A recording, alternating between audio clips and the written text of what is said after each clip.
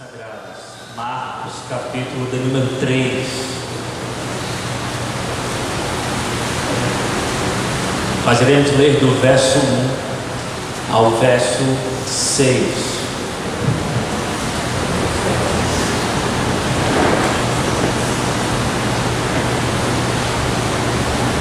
Noutra ocasião, ele entrou na sinagoga, isto é, Jesus entrou na sinagoga, e estava ali um homem com uma das mãos atrofiada ou mirrada.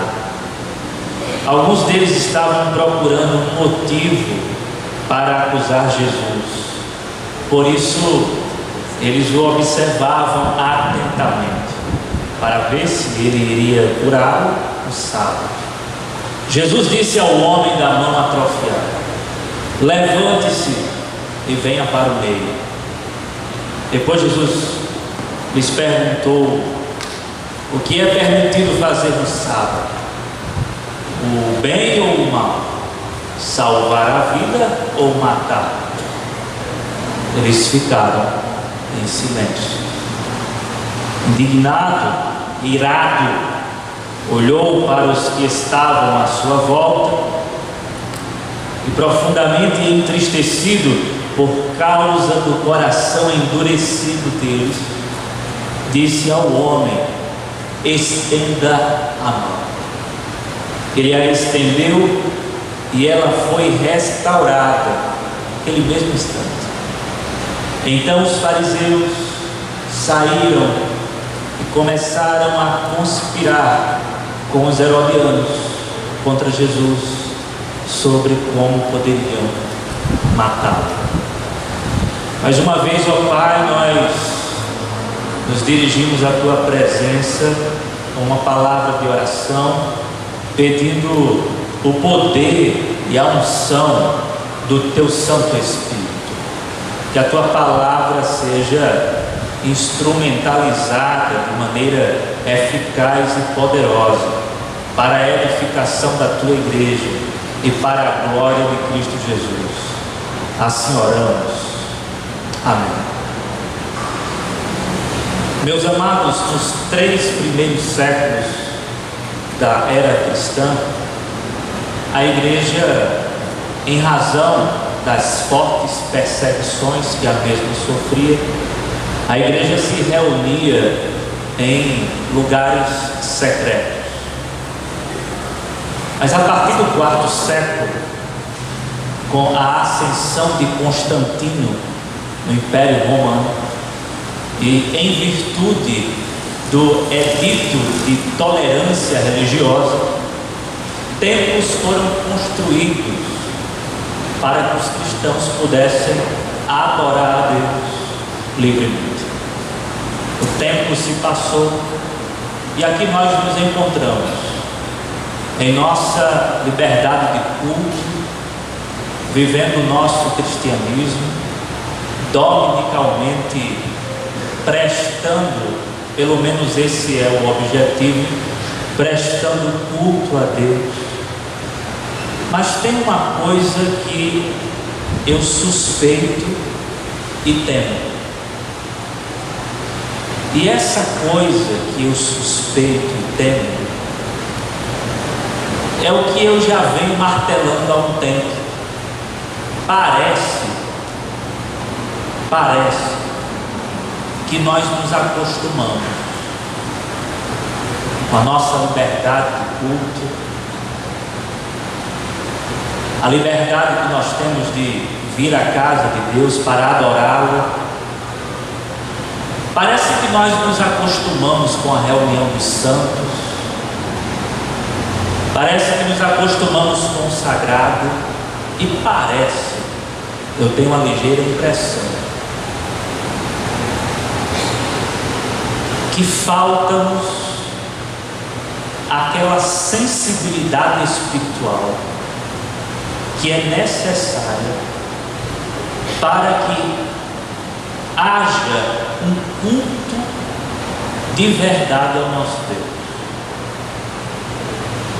Deus é Espírito e importa que aqueles que o adoram façam isso em espírito e em verdade. Suspeito que a nossa espiritualidade tenha se tornado robótica, mecânica, pelo fato de nós termos nos acostumado. Falta-nos, por exemplo, sensibilidade espiritual no tocante à presença de Deus que é real no nosso meio.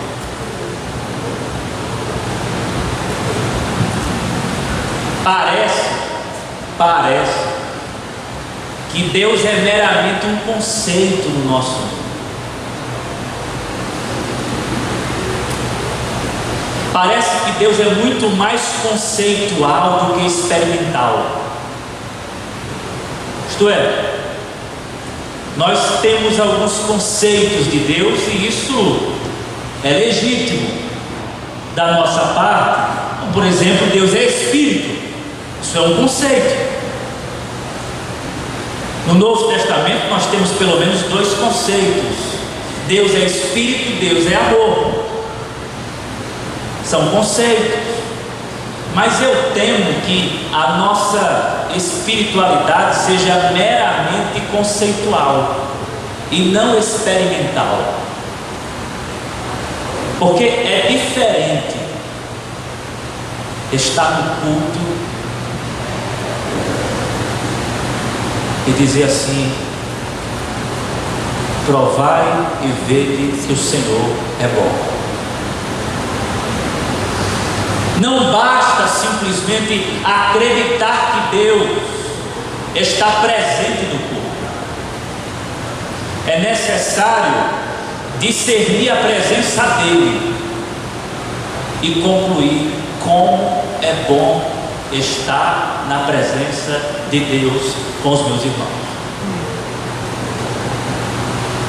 Quando isso não acontece, eu acredito que a vida cristã que é levada por cada um de nós, ela acaba caindo naquilo que eu poderia denominar de cristianismo ateísta. E aí nós teríamos dentro da igreja o que nós podemos chamar de cristãos ateus. Por que eu estou introduzindo a mensagem dessa maneira? Porque se você olhar para o texto que foi lido, a narrativa de Marcos, capítulo de número 3, do versículo 1 ao versículo de número 6, você vai se deparar com os religiosos da época de Jesus, numa sinagoga, isto é, num lugar de reunião para a adoração a Yahvé, Jeová, a Javé, a Deus. Só que esses religiosos que aparecem e que figuram no texto como personagens coadjuvantes, eles não percebem a presença de Deus na vida do protagonista, que é Jesus. Porque Jesus é o Deus encarnado aqui nos evangelhos. Em seu ministério terreno, Jesus está em ação como o Deus encarnado. E Jesus entra numa sinagoga. Diz o texto: noutra ocasião ele entrou na sinagoga e estava ali um homem com uma das mãos atrofiada. E como nós lemos, Jesus vai fazer um bem a este homem, vai curá-lo. E isso vai gerar um desconforto nos líderes religiosos, na sociedade religiosa da época. Agora veja, essa elite religiosa da época está diante de Deus, e não apenas diante de Deus, está diante de uma ação de Deus no culto. E é diante de uma ação de Deus no culto que eles revelam, por exemplo, um coração endurecido. De modo que, ao que nos parece, mais uma vez, ao que nos parece, eles não estavam ali para adorar, estavam ali para qualquer outra coisa, menos para adorar a Deus. Você veio aqui para adorar o Senhor. Você veio aqui com esse propósito de adorar a Deus. Você está aqui com esse propósito, adorar o Senhor Jesus Cristo. Ou você está aqui apenas cumprindo mais um culto dominical? Você está aqui para adorar o Senhor. Eu espero que nenhum de nós aqui seja um cristão ateu. Mas para que possamos colocar a nossa vida à prova, eu quero trazer à lume, com base no texto, alguns sinais, isto é, aquilo que sinaliza um cristianismo ateísta. O que é um cristão ateu? Como é que eu posso saber se sou um cristão ateu ou não? Quais são os sinais de um cristão ateu? Primeiro sinal: espírito acusador. Esse é o primeiro sinal de um cristão ateu. Espírito acusador. Olhe para o texto comum. Jesus entra na sinagoga e ali estava um homem com uma das mãos mirradas. Alguns deles estavam procurando um motivo para acusar Jesus. Por isso o observavam atentamente para ver se ele iria curá-lo no sábado. Espírito acusador. Os fariseus estavam ali não para adorar, mas sim para acusar. É importante destacar que o local onde Jesus se encontra com os fariseus e com o homem da mão atrofiada ou mirrada é um local reservado para a adoração exclusiva a Deus. Uma sinagoga. As sinagogas foram criadas na época do cativeiro babilônico. O templo fora destruído, não havia mais templo para adoração a Deus. E na Babilônia, os judeus criaram as sinagogas, locais sagrados, reservados para a adoração exclusiva a Deus. Interessante, na sinagoga, os judeus tinham apenas 3 elementos de culto. O culto era muito simples: leitura da palavra, explicação da palavra e oração. Então todos estão ali, pelo menos na teoria, para ler a palavra, para entender a palavra e para responder a Deus em oração ao que Deus falou por intermédio da palavra. De modo que esses elementos eram elementos de adoração: leitura da palavra, explicação da palavra e oração a Deus. Elementos adorativos. Só que os fariseus, eles não estão preocupados com isso. O texto é muito claro ao nos dizer que eles estavam ali procurando um motivo para acusar Jesus.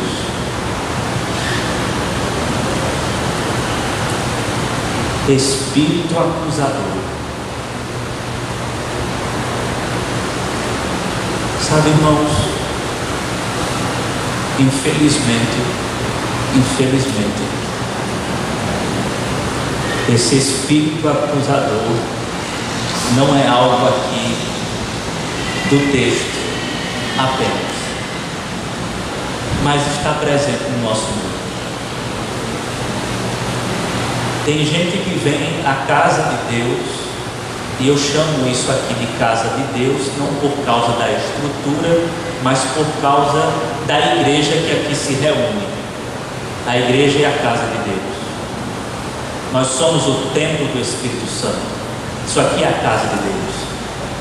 Tem gente que vem à comunhão dos santos, à casa de Deus, não para a comunhão dos santos, não para a casa de Deus, não para a adoração a Deus, mas simplesmente para acusar o outro, ou com uma intenção, ou com uma predisposição no coração para encontrar alguma falta, seja no pastor, seja nos presbíteros, nos diáconos, nos oficiais, na liturgia, no louvor, na pregação, nos irmãos, no comportamento de todos. Gente que vem para o culto para observar com o propósito de encontrar faltas, erros e acusar.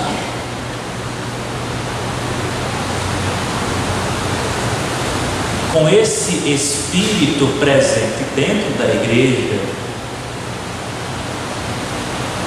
não precisamos nem de ter o diabo contra nós.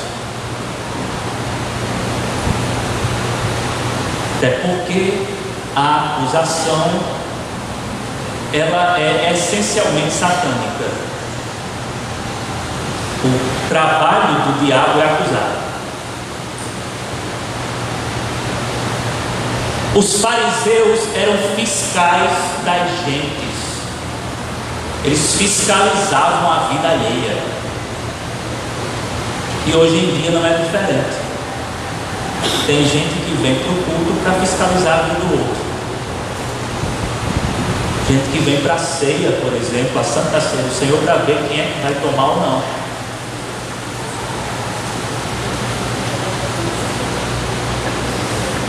E nesse exato momento, isso aqui que eu vou falar é óbvio, não é nenhuma profecia. Se for uma profecia, é a profecia do óbvio.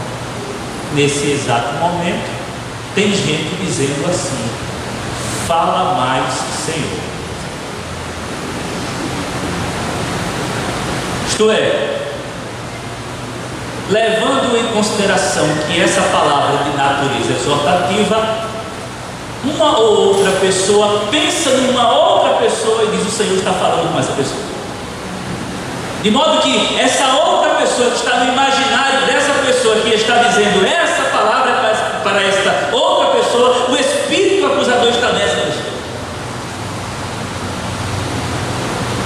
É como a história do irmãozinho de uma igreja de congregação pequena. O pastor sempre trazia mensagens duras, mensagens exortativas. E aí um irmão muito santo, acima da média, dizia assim: fala mais, Jesus, fala mais, Jeová, fala com o teu povo. E aí o pastor foi se incomodando, porque essa era uma fala constante do irmão. Toda vez que o pastor dava uma palavra assim dura, aí o irmão dizia assim: fala mais, Jesus. Só que o irmão falava no sentido de que Deus estava descendo cajado nos outros irmãos. O pastor foi se incomodando. Era uma igreja pequena, uma congregação.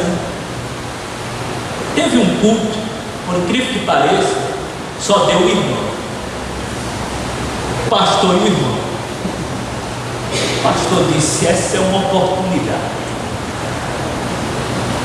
Vamos adorar o Senhor, irmão. Estamos aqui, o Senhor está presente no nosso meio. Cantaram, louvaram, oraram. Aí o pastor foi para a palavra. Abre aí a palavra.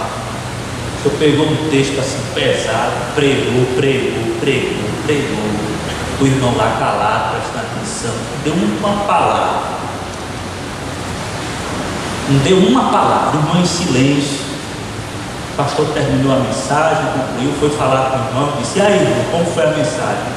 O irmão disse: pastor, que pena que os irmãos não estavam aqui para ouvir essa mensagem. Desperdício. Uma pena. Essa palavra é para você. Essa palavra é para mim. Porque o nosso coração às vezes permite esse espírito acusador. A gente olha meio enviesado para o outro assim.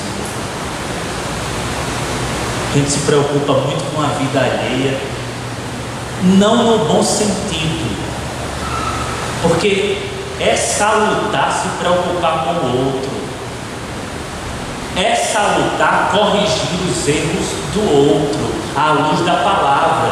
Eu não estou indo contra isso, nem as escrituras. É salutar disciplinar o outro, querendo o bem do outro, mas é perverso, é maligno e é diabólico simplesmente acusar por acusar, procurar ocasião para acusação, para destruir o outro, para falar mal do outro. O primeiro sinal de um cristão ateu é o espírito acusador. Tomara que você esteja aqui para adorar e não para acusar. Os fariseus foram para o culto com o propósito de pegar Jesus numa falha. Eles queriam flagrar. E como era um dia de sábado, os fariseus tinham criado e acrescentado 39 regras proibitivas sobre o que não fazer no sábado. E uma das coisas era não curar. No sábado não pode curar. O médico não pode curar o enfermo, não. Deixa para o outro dia. E é justamente no sábado que Jesus vai curar um homem com uma mão atrofiada. E eles estão ali num momento muito oportuno para acusar. Só que esse momento, irmãos, era propício não para acusação. Esse momento aqui era propício para adorar ao Senhor a partir do milagre que o Senhor Jesus estava realizando. Eu espero que cada um de nós esteja aqui nesta noite de domingo somente para adorar a Deus. Amém. E quando isso acontece, esse somente acontece, só lhe deu glória. Quando isso acontece, nós amamos o próximo. Nós não fiscalizamos a vida do outro com o intuito de encontrar falhas, erros e equívocos. Pelo contrário, nós adoramos ao Senhor e dizemos assim: Senhor, ajuda cada um de nós em nossas falhas, em nossas faltas, em nossos erros, porque somos pecadores. Espírito acusador. Tenhamos muito cuidado com isso. Mas há um segundo sinal aqui no texto. O que é que sinaliza um cristão ateu? Como é que a gente pode identificar um cristão ateu? Segundo sinal, coração endurecido. Está aqui no texto, irmãos. Versículo de 3 em diante. Jesus disse ao homem da mão atrofiada: levante-se e venha para o meio. Perceba que Jesus, ele não segue a pauta dos fariseus, ele segue a sua própria agenda. Ele é soberano e ele faz o que lhe apraz. Contudo, eu chamo a sua atenção para o segundo sinal de um cristão ateu com base no texto: coração endurecido. E o que é um coração endurecido? Antes de nós entendermos melhor o que é um coração endurecido, perceba comigo, à luz do contexto imediato anterior, que o coração dos fariseus vem sendo endurecido. Eles estão em processo. Se você olhar para o versículo 23, do capítulo 2, contexto imediato anterior, certo sábado, Jesus estava passando pelas lavouras de cereal. Enquanto caminhavam, seus discípulos começaram a colher espigas. Os fariseus lhe perguntaram: olha, por que eles estão fazendo o que não é permitido no sábado? Os fariseus estão aqui acusando com uma pergunta. Ele respondeu: vocês nunca leram o que fez Davi quando ele e seus companheiros estavam necessitados e com fome? Nos dias do sumo sacerdote Abiatar, Davi entrou na casa de Deus e comeu os pães da presença, que apenas aos sacerdotes era permitido comer, e os deu também aos seus companheiros.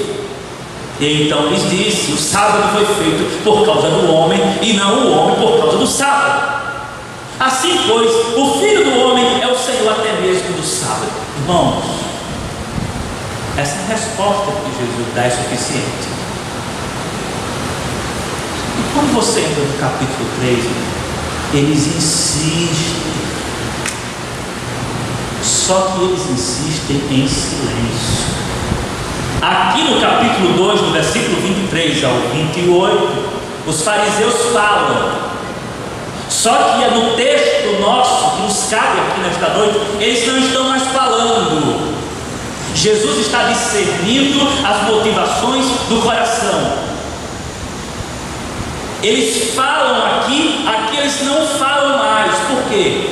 Porque eles estão vindo de um processo de endurecimento, de modo que eles não falam mais, eles apenas olham com malícia.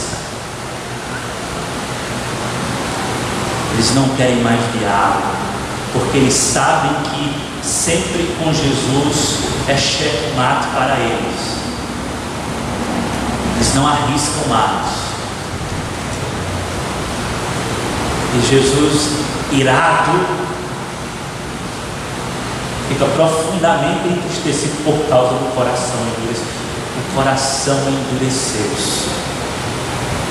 Mas o que é um coração endurecido? Eu quero fazer alusão a um texto do apóstolo Paulo, mas antes, me permita lançar um pouco de luz. Segundo os judeus, o coração era a sede não apenas das emoções, mas dos pensamentos. De modo que não havia uma dicotomia entre mente e coração. Na verdade, quando se fala de coração, se fala de vida. Quando diz assim, o coração se endureceu, a vida se endureceu. A vida já não tem mais vida. É certo. Mas aqui eu chamo a atenção para os pensamentos, porque é justamente isso que está acontecendo no texto. Os fariseus estão maquinando contra Jesus. Eles estão pensando contra Jesus. Posto isso, na carta aos Romanos, capítulo de número 10, inclusive nós tivemos a oportunidade de estudar esse texto na escola dominical.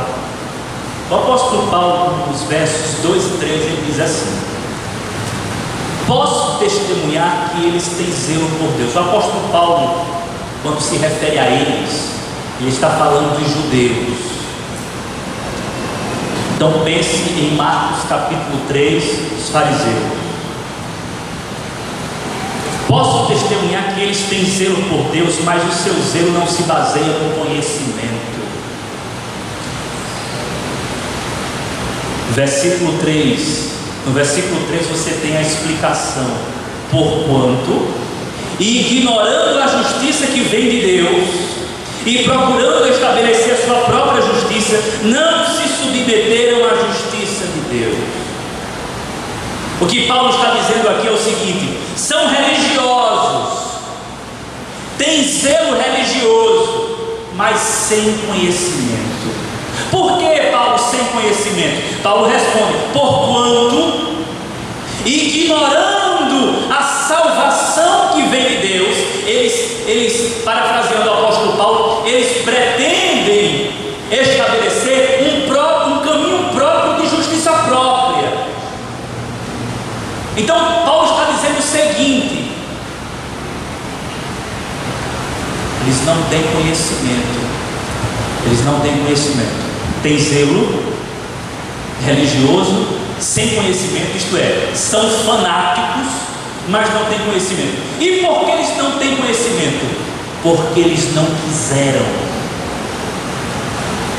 Porque Jesus se manifestou, está dizendo Paulo aqui no versículo 3, a justiça que vem de Deus se manifestou, mas eles ignoraram.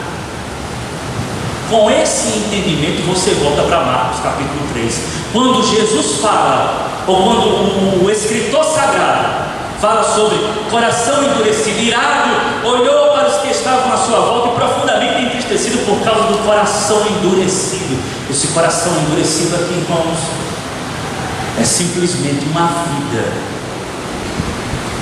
que decidiu não se abrir à graça de Deus. Eram fariseus, eram legalistas, eram moralistas, estabeleciam uma justiça própria para a salvação. Quando Jesus aparece dizendo: eu sou o caminho, a verdade e a vida. A salvação é por meio não do que vocês podem fazer, mas é através do que eu vou fazer.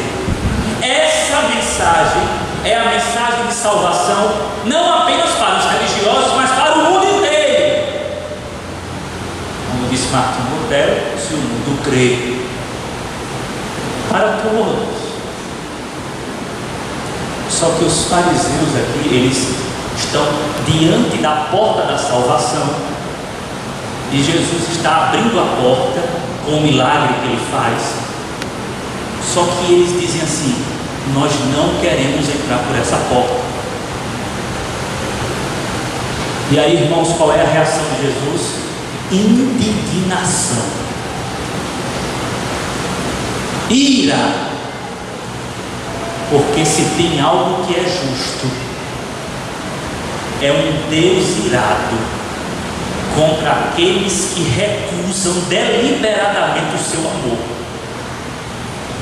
Não há pecado maior do que pecar contra o amor de Deus. Não há pecado maior do que rejeitar a graça do Evangelho.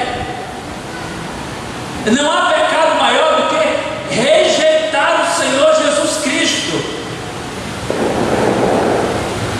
Os fariseus tropeçaram nessa pedra, e para alguns é a pedra sobre a qual esses alguns constroem a sua vida para a salvação, mas para esses fariseus era a pedra de tropeço, porque eles quiseram tropeçar. O que é um coração endurecido?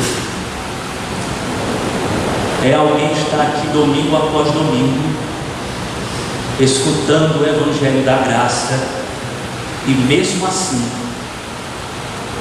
desconfiando do amor de Deus, insistindo numa justiça própria. O pastor falou que a salvação é pela graça, que eu não posso fazer nada para alcançar a salvação, que eu não tenho contribuição alguma nisso. No entanto, não obstante, todavia, não é bem assim. Isso acontece. Rejeitar a graça de Deus. Eu fiquei sabendo de um irmão, não aqui da nossa igreja, de uma outra igreja, de uma outra cidade,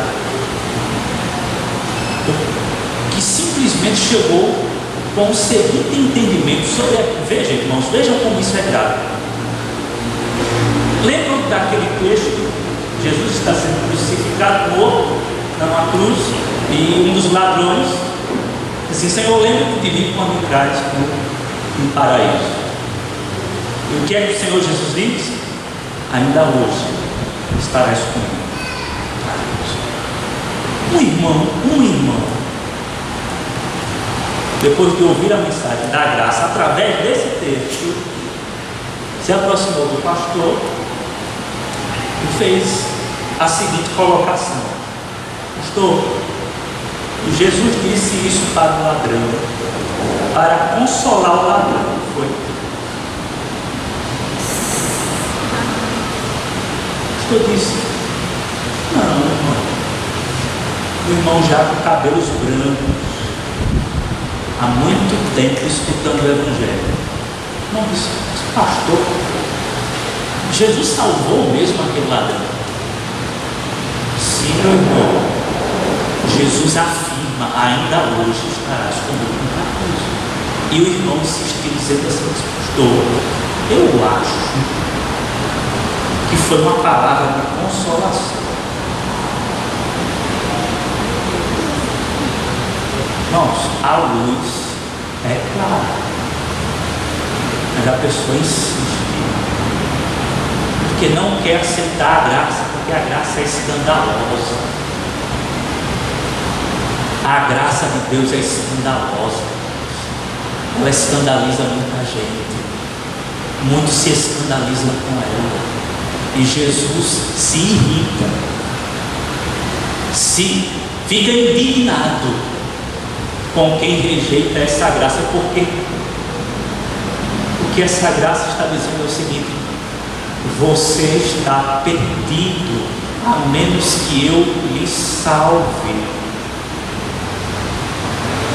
A destruição não alcançará a sua vida eternamente. Se eu lhe alcançar, se eu lhe salvar, eternamente você viverá em alegria, em plenitude, em satisfação. Mas tem gente que continua dizendo assim: não é bem assim, não é bem assim. Coração endurecido. Coração endurecido, portanto, não é da parte daquele que vive em flagrante pecado. Eu não estou falando daquele sujeito que está em um bar qualquer dessa vida, enchendo a cara e praticando uma série de absurdos a partir de uma vida entorpecida. Não, esse é mais fácil se dobrar diante do Senhor e dizer: Senhor, tenha misericórdia. Estou falando de religiosos que não aceitam a graça, que não aceitam o sacrifício. Como disse um certo teólogo, podem até ser agostinianos na teoria, mas são pelagianos na prática. Trazendo mais para o nosso meio, podem ser calvinistas na teoria, mas são arminianos na prática. Isso no que tange a salvação.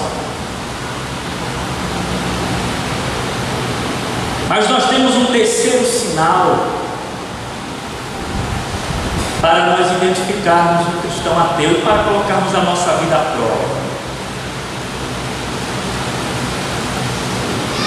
E o terceiro sinal é prática pecaminosa após culto. Espírito acusador, coração endurecido e prática pecaminosa pós-culto. Veja, Jesus cura o homem. Versículo de número 5: estenda a mão. Ele a estendeu e ela foi restaurada. O culto acaba. O mestre, o rabino, manda as pessoas debaixo da bênção irem para as suas casas. Os fariseus vão embora. Olha o que acontece no versículo 6. Então os fariseus saíram, pós-culto, saíram e começaram a conspirar com os herodianos contra Jesus sobre como poderiam matá-lo. Terminou o momento de celebração a Deus. Os fariseus saem e eles começam a confabular com os herodianos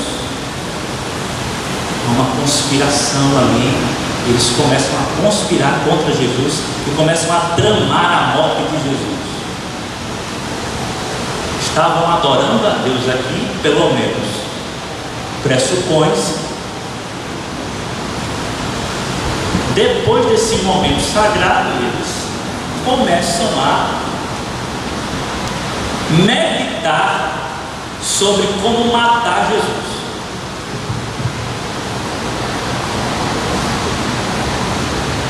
Criminosos de coração.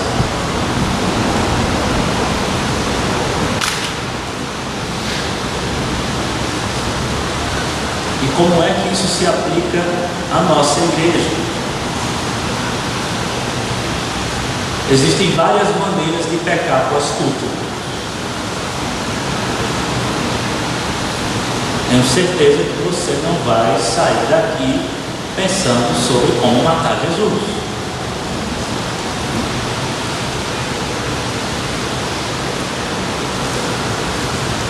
Mas você pode entrar numa roda de fofoca.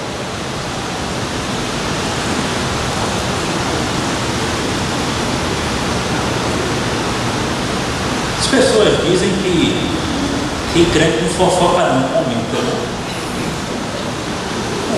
Dizem por aí, crente não fofoca, comenta. Peço comentários. A gente sofistica, uma sofisticação do pecado.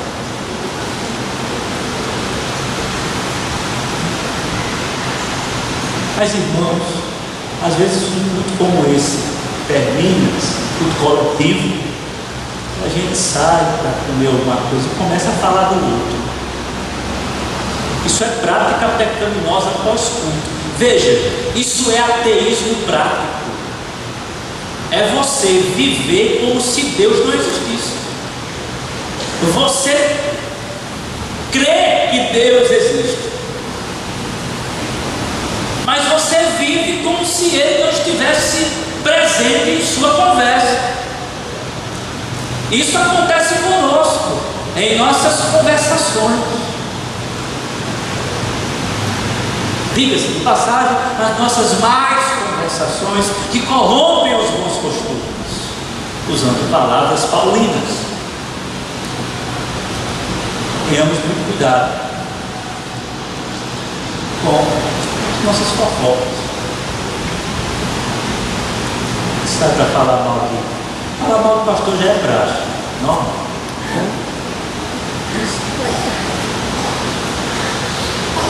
Fala mal do diácono, fala mal do presbítero, fala mal de quem foi eleito, quem deixou,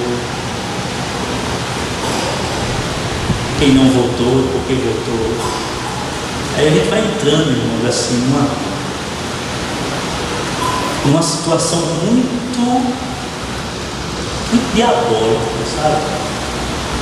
O diabo vai trabalhando em nós com essas fofocas,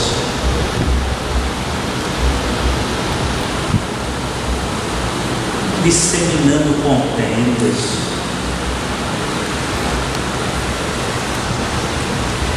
Eu lembro que eu e a minha esposa, ela não vai gostar disso, mas eu digo, nós namorávamos ainda e fazíamos parte de uma igreja, e no pós-culto, as nossas fofocas tinha-se uma sigla bem interessante, era o CPC, comentário pós-culto. Vamos para o CPC, comentário pós-culto. E muitos dos nossos comentários eram críticos demais. Qual a finalidade, qual a necessidade disso? O que isso edifica em nossa vida espiritual? Nada. Só gera rancor, raiva. Mas não é somente na área da fofoca que o pecado pós-culto é estabelecido, mas em outras áreas. Deixa eu ser bem aberto aqui.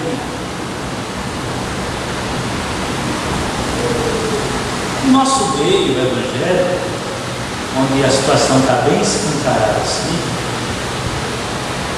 aquele que se diz cristão evangélico, pega a sua namorada, sai de uma boa e vai para um hotel com ela, depois do culto.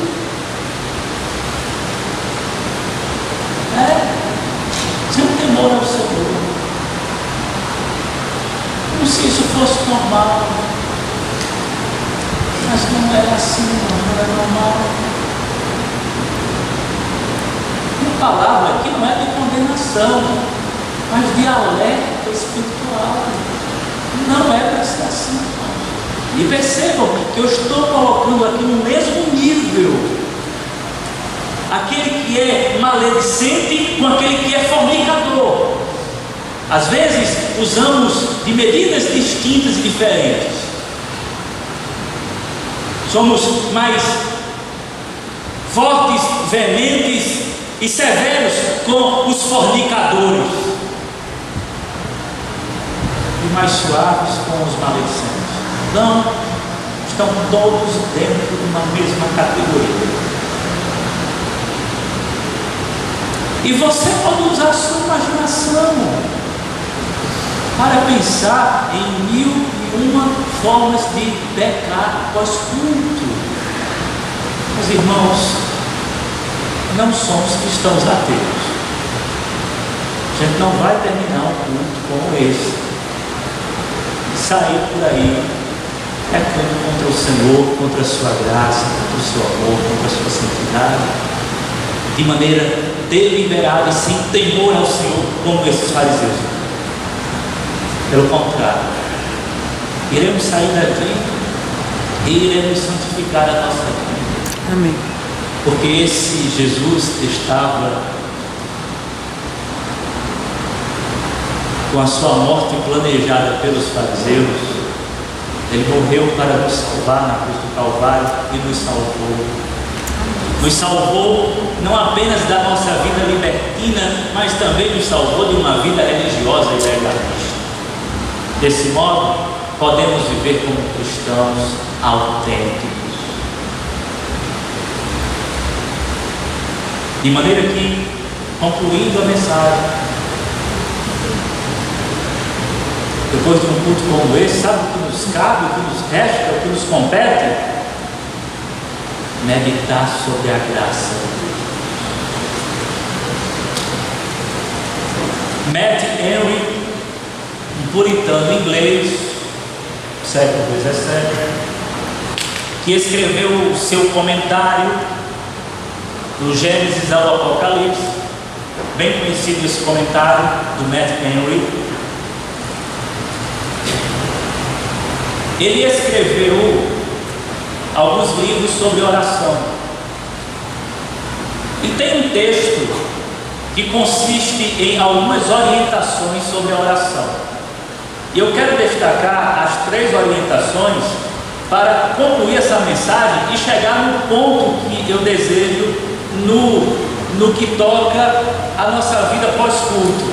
Matt Henry, sobre oração, ele diz o seguinte: comece o dia com Deus, isto é, dê as primícias ao Senhor, desperte conversando com Deus, comece o dia com Ele. 2, passe o dia com Deus, viva em oração. 3, que aqui ele finaliza dizendo assim: termine o dia com Deus. E as palavras do Matt Henry